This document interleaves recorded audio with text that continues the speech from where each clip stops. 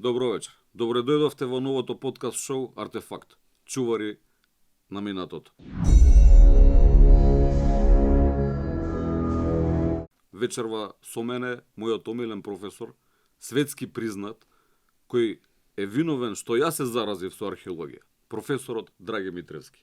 Професоре, на здравје и добре дојдовте. Осеќате се како дома, да си кажете све што имате да си кажете. И благодарам за поканата и посакувам успех со новиот подкаст. Како што тргнала работата, така и да води понатаму. Битно е ви се допаѓа, значи вие сте баран од нашата публика, еден од најдобрите во светот, значи признат научник, не може да биде изоставен во овие емисии за нашава наука. Професоре, за почеток, ќе имаме многу емисии со вас, верувајте, затоа што сте ни еден од домилените професори, знаете многу, сте учествувале во многу археолошки истражувања кај нас во светот, секаде, значи, сакам за почеток да им објасниме на гледачите, бидејќи вие нас ни предававте вовед во методологија за истражувањата. Како се методите, да ни кажете, например, како доаѓаме до некој археолошки локалитет, како го препознаваме, ние знаеме, да им објасниме на гледачите. Така. Да, во право сте, значи јас ви предавам методологија на археолошките истражувања. Да. Значи секоја наука си има своја методологија, тоа е занајатот на науката и тука е многу важен предмет. Значи и другите предмети се важни, збор да нема. Меѓутоа занајатот мора да се научи.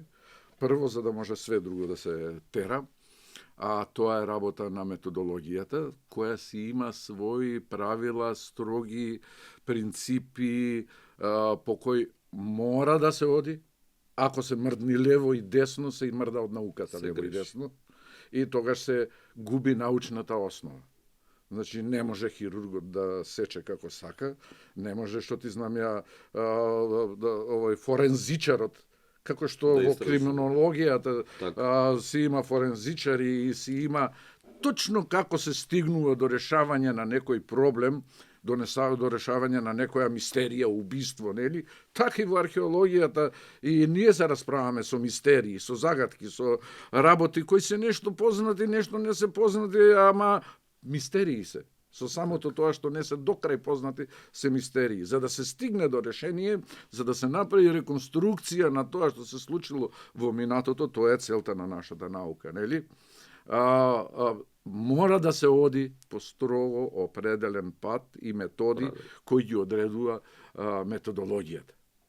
Значи, вие можете да имате, што ти знам ја, да го имате пиштолот, да го имате убиениот, да имате, не знам, еден куп елементи, ама да не можете да врзите приказната и да направите реконструкцијата што се случило на тоа место. Зашто? Затоа што не сте земале добро отисок, не сте не сте оделе методолошки исправно по оној пат кој ќе ве доведе до решавање на проблемот. Значи, тоа е тоа што се изучува во методологијата, како да се стигне до крајната цел, а крајната цел на археологија е реконструкција на минатото. Да се реконструира тоа што се случило и на тоа место, во тој простор, во тоа време на минатото. Како го препознаваме, професоре, археолошкиот локалитет?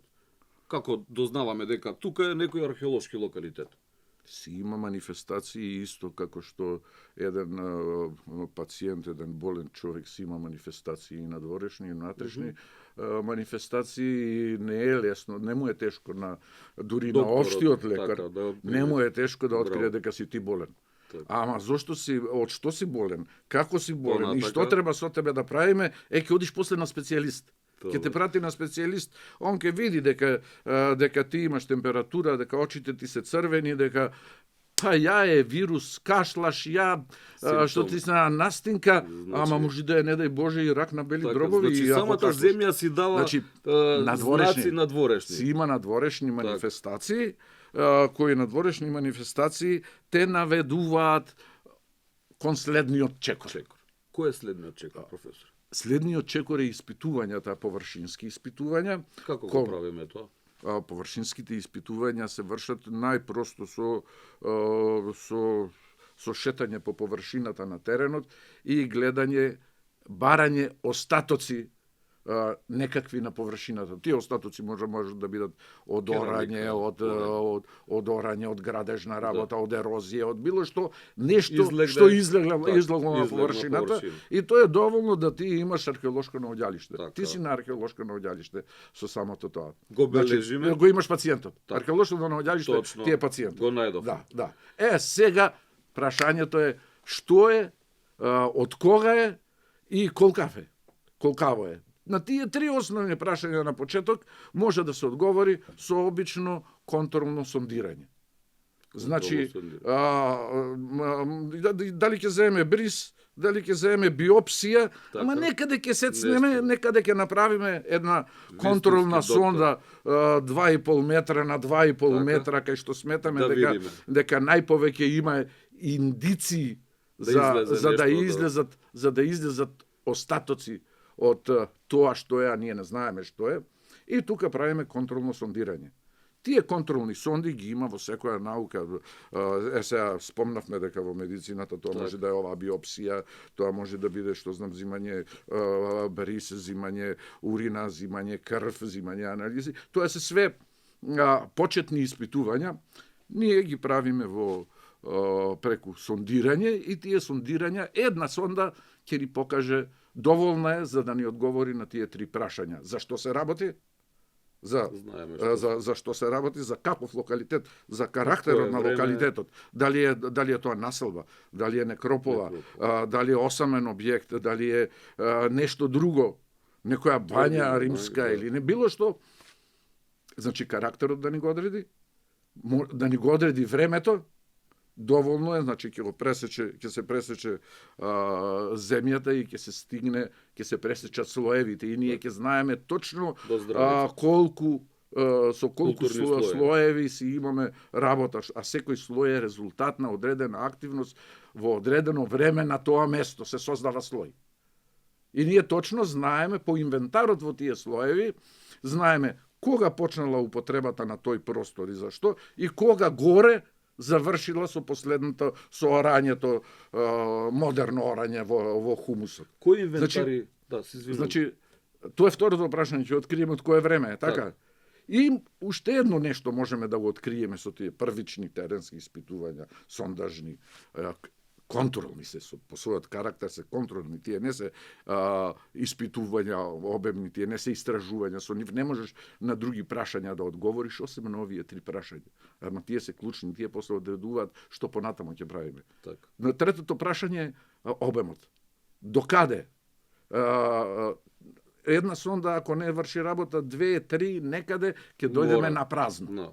Кај што нема веќе културни остатоци, тамо е границата. Ако границата не ни е убаво оцртана со самата геоморфологија на теренот, на многу локалитети, на повеќето на 80%, самата геоморфологија на теренот ти ги оцртува границите на наоѓалиштето.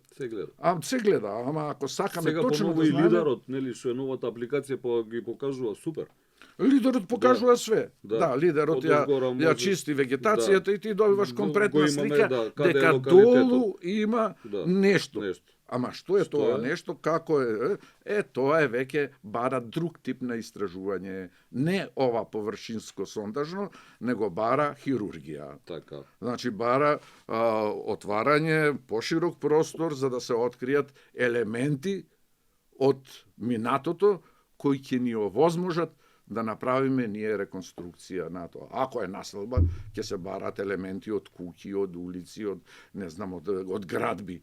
Ако е некропола, ќе се бараат гробови, начини на погребувања. Тоа што ќе се добие после тоа, после научната обработка на тие откритија, анализата нивна, може да се направи реконструкција и ние фино да кажеме тоа е тоа, од тоа време служило за тоа, се практикувало вака, од тогаш до тогаш имало хиатус, после тоа не, на крај завршило со пожар, не завршило со пожар, било напуштено, земјотрес, комплетна реконструкција да направиш на тоа што се случило таму. Како криминологијата, тоа ти. Одлично. Ама треба да одиш чекор по чекор и да се држиш до принципите на методологијата. Пак ќе кажем, ако мрднеш од тоа, мрдаш од науката. Професоре, значи, наукиве што ги викате, криминологија, хирургијава, си имаат своји инструменти. Сигурно и археологијата има своји инструменти. Кои се нашите инструменти, професоре? Со кои работиме, не инструменти?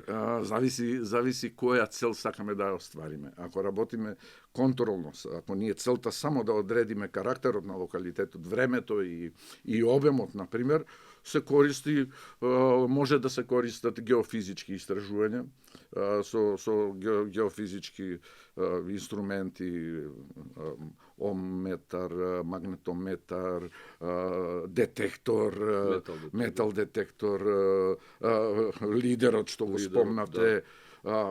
Има модерни инструменти кои едноставно ти оцртуваат све што има под земја.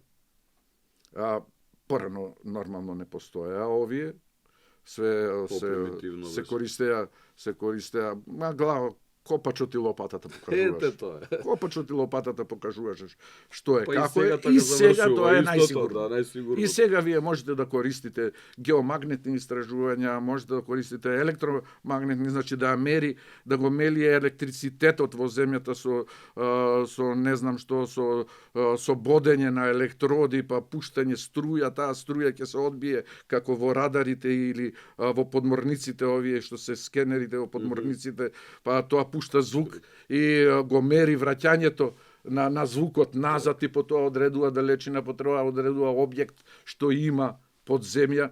Такви се тие методи. Так. Може да ги користите нив. Ама никогаш нема да знаете зашто станува сигурно збор, никогаш нема да знаете да го откриете инвентарот културен. А нас тоа може да и највише не интересира. Културниот инвентар, тоа е тој што ќе биде инвентар на... Кој културен инвентар, професоре, датира најдобро? Не знам, дали е монета, дали е керамика, дали фибула некоја? Кој е инвентар? Која е најпожелна да ја откриеш? Најпожелна и најлесна за датирање, да. На која највише се радуваат археолозите, за да кажеш. Да. Мислам, јас знам, да им кажеме на гледачите.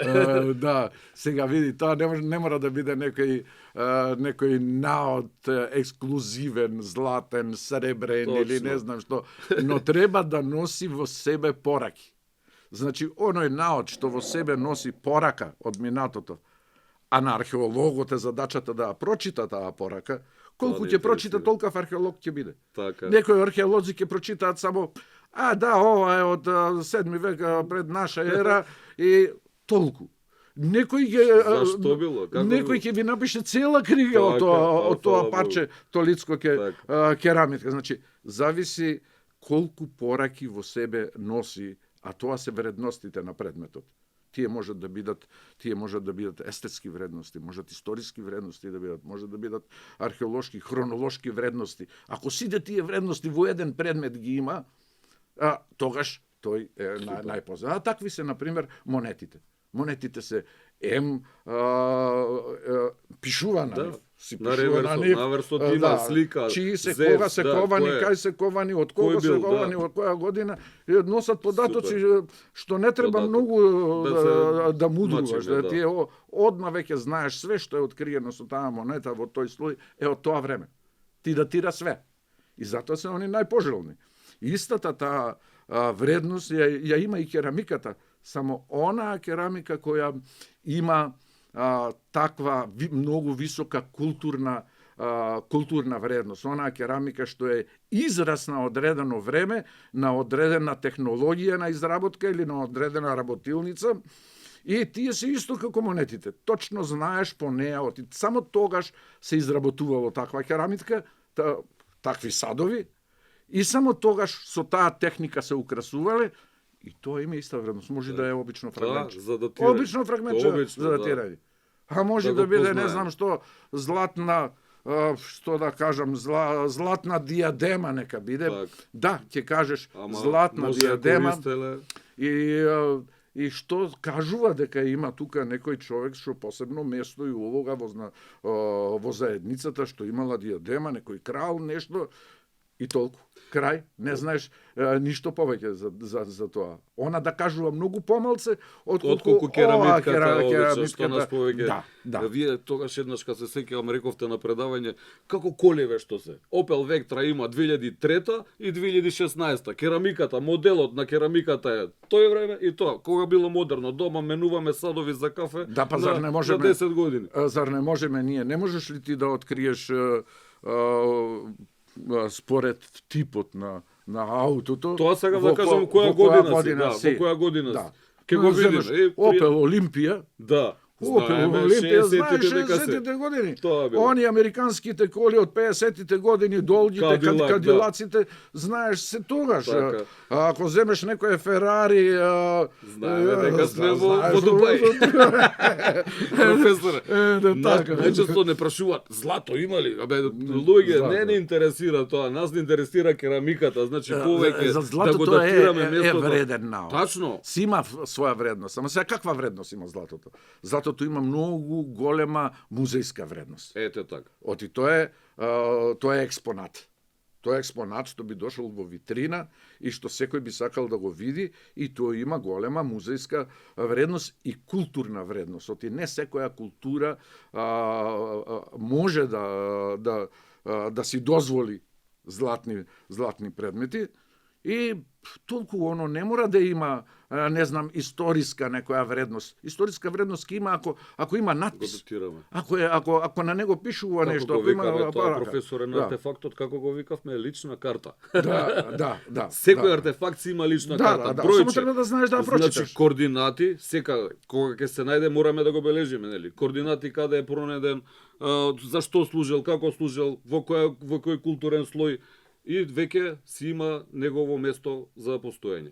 За изложба. Заради тоа ние сите тие податоци собираме координати за да го откриеме контекстот на целото, да. Оти контекстот ни е битен нас. Не ни е битен предметот. На криминолозите не му е битно мртовецот е тој. Тоа е, гледаш удавен, го задавил некој или го треснало позади, му направил дупка у глава и толку, колку сака нека биде значаен толку, ама контекстот он трага по контекстот. Да. Мотивот.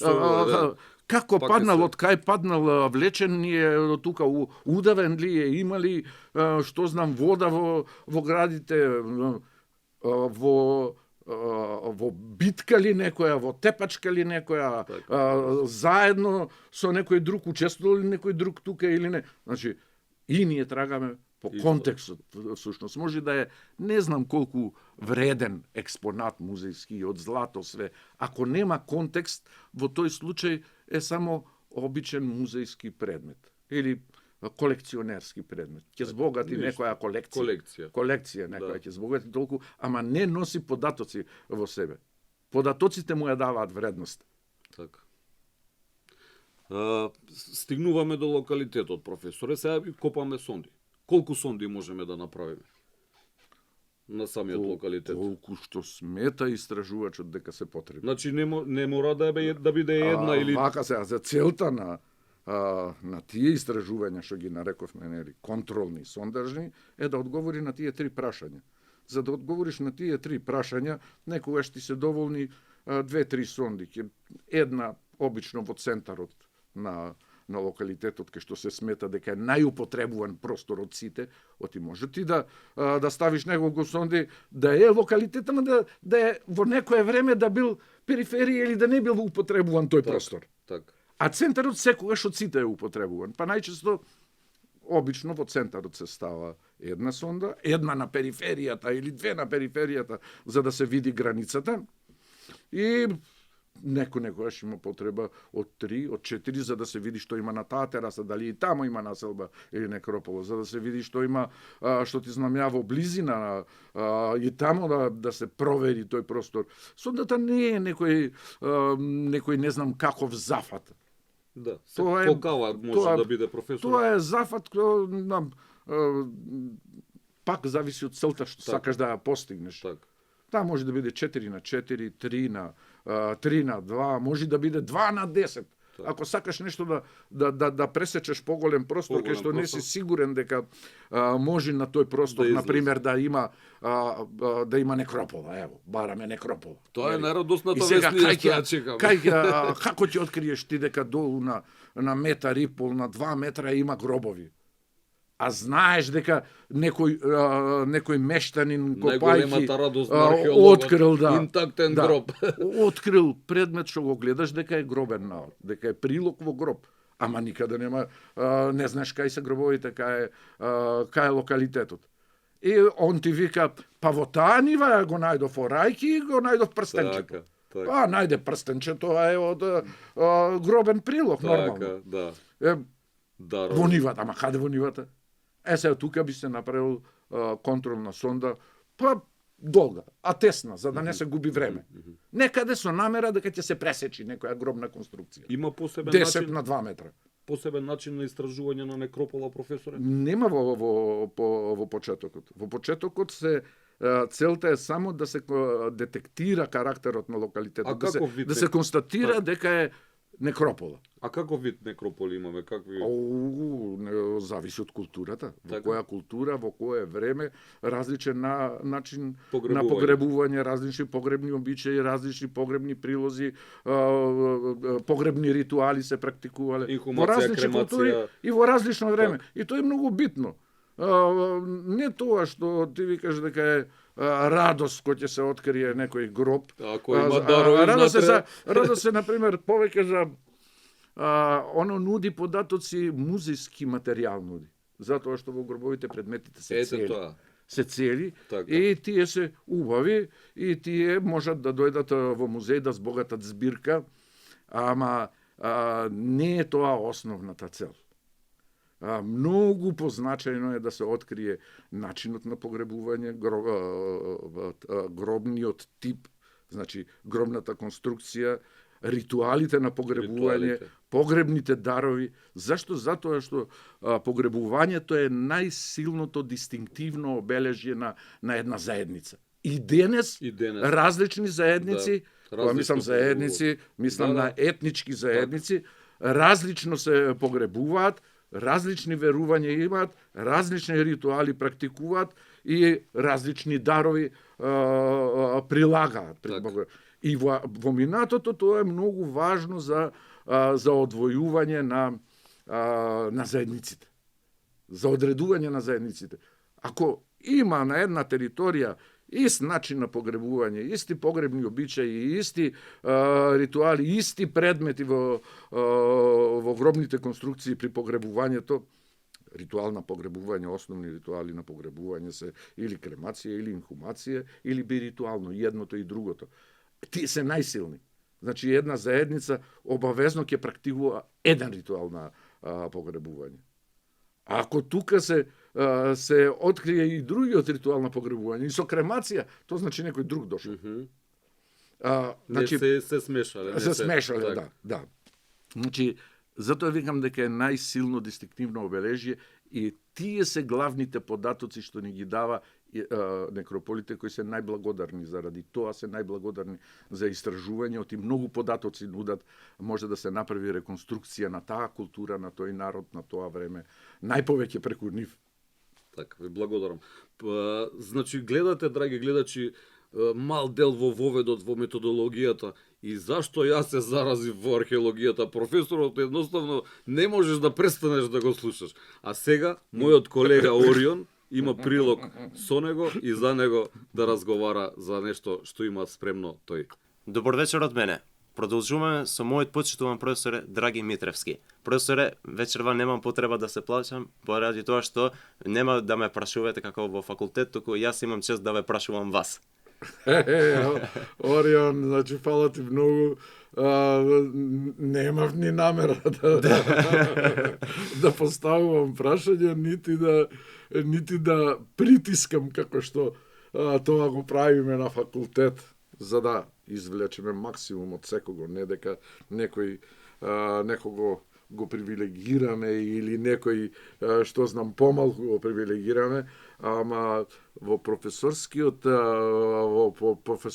метод на работа и прва цел е да извлече максимум од потенцијалот што го има студентот. Па некојаш професорите знаат и да претераат со притискање. Оти знаат дека можат да извлечат повеќе од него. Што повеќе притискаат, то повеќе знаат дека има материјал за влечење од него. Така да ја уште од почетокот знам дека во тебе има потенцијал и нема потреба да влечам ништо. Ви благодарам многу, професоре. Професоре, и јас како студент по археологија и вие сте биле студент по археологија, нели? И моето прашање е за вас, како се учествувале за прв пат кога сте наоѓале во еден археолошки локалитет, ако можете да ме кажете? Вака, значи, моето прво искуство, значи, кога бев во твоја кожа, па јас сосема случајно влегов во археологијата. Нема да верувате, ја вабер немав што е тоа археологија, дали се мачка на леп, како е, што е. Едноставно имав таков склоп на околности се случија да јас имав можност уште во прва година да отидам да учествувам на археолошко истражување и учеството на еден студент во археолошко истражување уште во прва година е голема предност. Но секогаш се тргнува со задоволството што си во игра, што си тамо во екипата, што си дел од екипата. Не треба нешто многу да се очекува на почеток, не знам што да се добие, доволно е што си во екипата. Откако ќе влезеш во екипата, па макар бил резерва, макар бил на страна, ама ти си тука во играта си, од тебе зависи колку ќе, како да каже човек, колку ќе ти влезе чивијата. Колку чивијата ќе проработи кај тебе, колку ќе се инфицираш од самата археологија, од самото работење, од самиот амбиент, кој, ако, како мене, се инфицираш, уште со првото истражување, тогаш за тебе нема да постојат, ништо друго нема да постои. Буквално, после првото мое ископување, тоа беше во едно село Дедели, Валандовско, меѓу Валандово и Дојран. После таа кампања за мене не постоја ни летовања, ни друштва, ни искачања, нити губење без веза време на безвезни работи кои дотогаш ги правев. Одев све подлабоко и подлабоко. Следната година повторно, а тоа тој што е раководител, што те има земено во екипата, тој совршено знае дали тебе ќе те биде или не, дали и следната година повторно ќе те викне да бидеш во екипа или не. И на тој начин ти одиш степ бај степ, напредуваш со задачите што ќе ги добиваш, со врските што ќе ги добиваш во текот на истражувањето.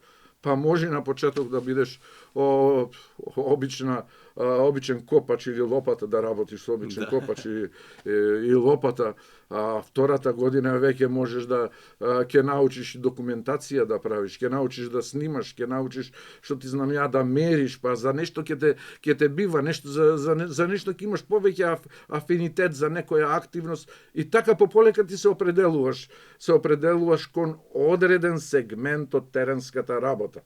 Кој ќе дојдеш четврта година и што ти знам ја, веќе кој ќе треба да бираш тема за дипломска работа, кој ќе треба да бираш материја што ти легнала во меѓувреме, предизвикала кај тебе специјален интерес, тогаш правиш семинарска работа, дипломска работа и ти веќе не се кајки се специјализираш кон одредено време, кон одредена материја и се градиш у тој правец. Ако продолжиш на магистратура или на докторат, веќе стануваш специјалист во таа област, нормално.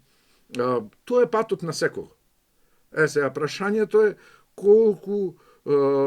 колку студентите се спремни да украдат знаење. Тоа знаење никој нема да ти го даде на терен на тацна, него ќе треба да знаеш да го крадеш буквално, да знаеш да да го собираш, да го гледаш од страна како работи друг, како што ти знаеш што треба да се направи за да се стигне до тамо, како некој друг добива задача, да побараш самиот да пробаш нешто да правиш, значи да имаш да се посветиш на тоа. Можда не првата година, не втората година, ама ако немаш посветеност кон работата, ако стоиш незаинтересирано, такви случаи имаме колку да ми сакаш, кои еднаш дошле на терен, сме ги викнале, пројавиле интерес за да дојдат во екипа да учествуваат во ископување, веќе втор пат никогаш не дошле.